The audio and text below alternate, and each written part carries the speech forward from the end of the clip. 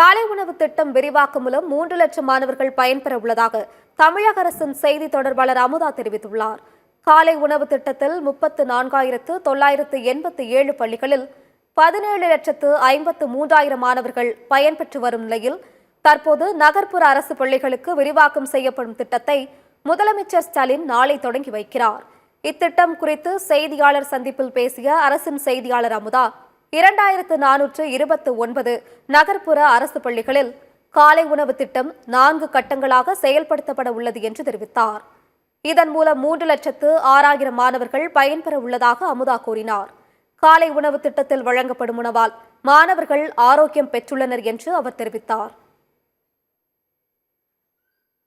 Kitchen add பண்ண ஏன்னா நம்ம பார்க்குறோம்னா அர்பன்லேயும் நிறைய புவர் இருக்காங்க. It's not like as if everybody is rich in urban. So அந்த மாதிரி குழந்தைகள் வந்து எய்டட் ஸ்கூலில் நிறைய படிக்கிறாங்க. ஸோ இப்போ இந்த பெரும்பாக்கம் ஏரியா, கண்ணகி நகர் ஏரியா, இதெல்லாம் புவர் பீப்புள் இருக்கிற ஏரியா தான். ஸோ அதே மாதிரி நிறைய குழந்தைகள் அங்கிருந்தும் வந்து சென்னையில் பல இடங்களில் படிக்கிறாங்க. பல அர்பன் ஏரியாலையும் அந்த மாதிரி middle class, low middle class குழந்தைங்க இருக்காங்க. ஸோ டெஃபினெட்லி நம்ம இது கட்டாயம் தேவை தான். ஸோ மாநகராட்சி பள்ளி சென்னையில் உண்டு, மற்ற இடத்துலையும் மாநகராட்சியில் பள்ளி இருக்குது. ஸோ அதை கவர் பண்ணுறோம் நம்ம. அந்த அந்த இது இல்லாமல் சில இடத்த பகுதியில் வந்து நம்ம மாநகராட்சி பள்ளி எல்லா இடத்துலையும் இருக்கிறது இல்லை, அங்கே எய்டட் ஸ்கூல் இருக்குது. ஸோ வந்து இது வந்து பேசிக்கலி கிளைண்ட் தான் தவிர இது எய்டடான்னு பார்க்கறது கிடையாது. மொத்தம் வந்து 33,320.